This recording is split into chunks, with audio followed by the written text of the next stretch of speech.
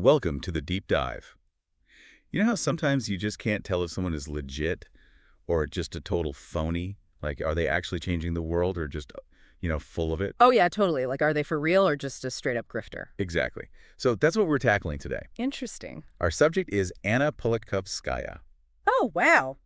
this Russian journalist Hmm. who was famous for her, how do I put it, fearless reporting, but also for her tragic end. Yeah, a really complex We've figure. got tons of stuff to dig into. Mm. Biographical info, articles about her career, the whole assassination thing, Mm-hmm. even some excerpts from her own writing. Wow. We're going to see if we can untangle this whole hero versus thorn in the side thing. Right. Was she grifter or gifted? Well, it's funny you say that because her life story really perfectly embodies that question. Was she authentic?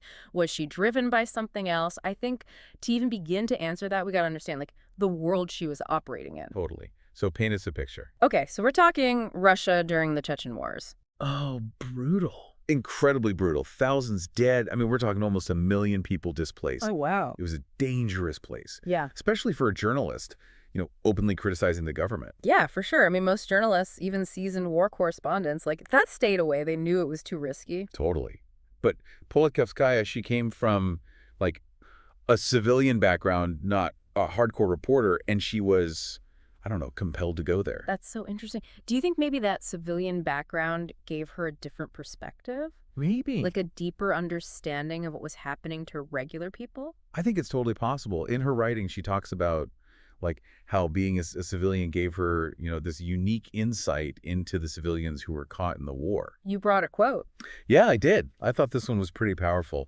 She wrote, "The very fact that I'm just a civilian gives me that much deeper an understanding of the experiences of other civilians living in Chechen towns and villages who were caught in the war." It's like she saw herself in them.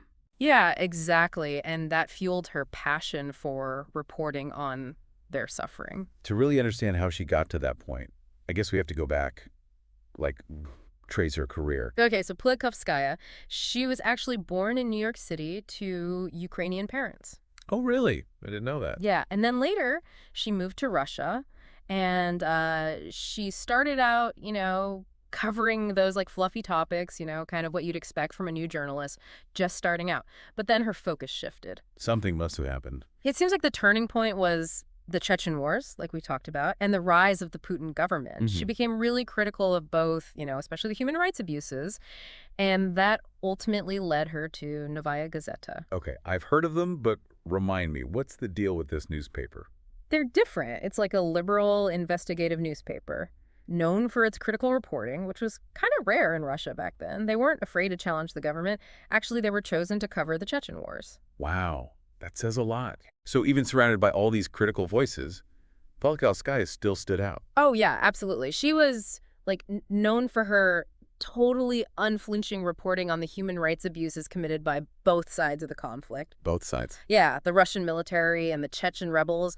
It made her a target, though. She was threatened, poisoned, even taken hostage at one point. Wow. And she still kept reporting? Did she ever, express fear or regret or, I don't know? Well, we have this one piece of hers, and it's pretty revealing. She says, and I quote, "I will not go into the joys of the path I have chosen. The poisonings, the arrests, the threats and letters and over the internet, the telephone death threats, the weekly summons to the prosecutor general's office, and statements about this practically every article I write. The first question being, how and where did you obtain information?"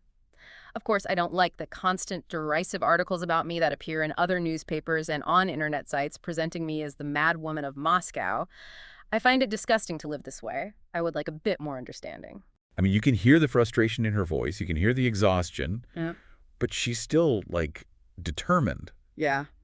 Knowing all those risks, why do you think she kept going? Was she just completely committed to the truth?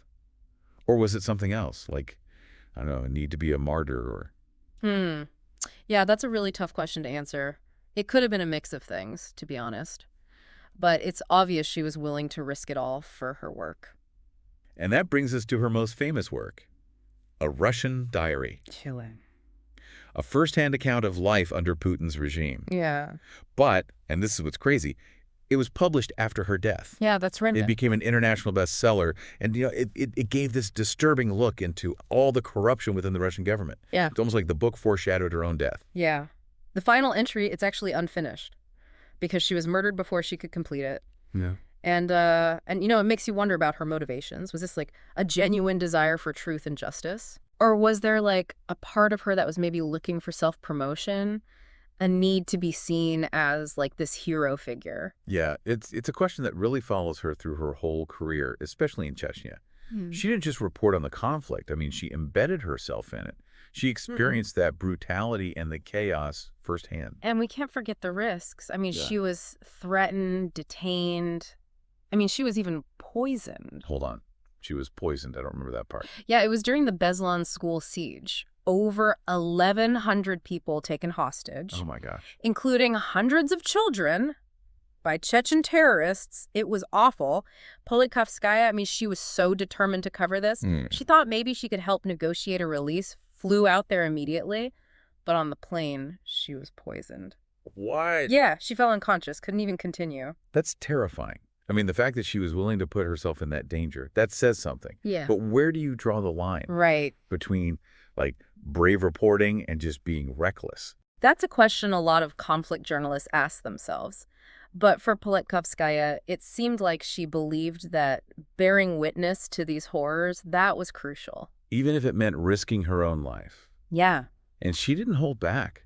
She criticized both sides, the Russian military, the Chechen rebels. Yeah, that must have made her a target.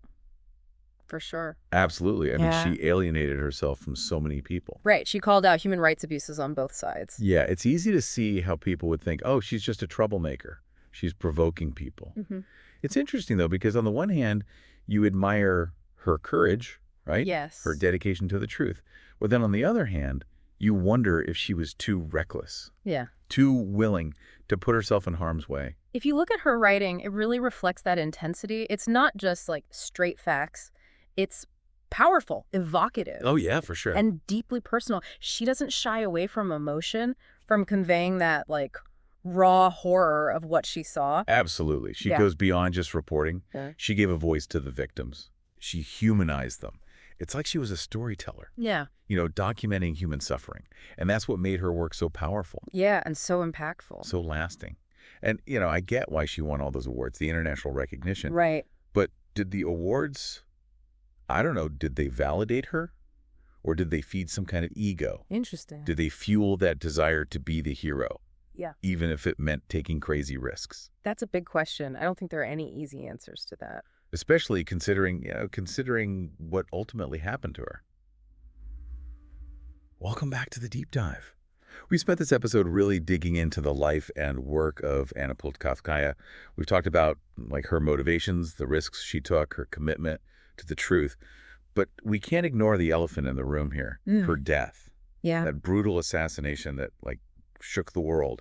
And I think it really cemented her image as a martyr for freedom of the press. Yeah, definitely. It's a grim reminder of what journalists face, especially when they challenge powerful people and expose things that people don't want, uncomfortable truths. And it begs the question, did her pursuit of the truth lead to her death? It's a scary thought, but I think it's worth, going back to that day. She was shot and killed in her apartment building elevator on October 7th, 2006. Right. And, the fact that it was Putin's birthday, it just immediately sparked all this speculation. Yeah, whether it was intentional or not, it definitely cast a shadow over everything. Totally.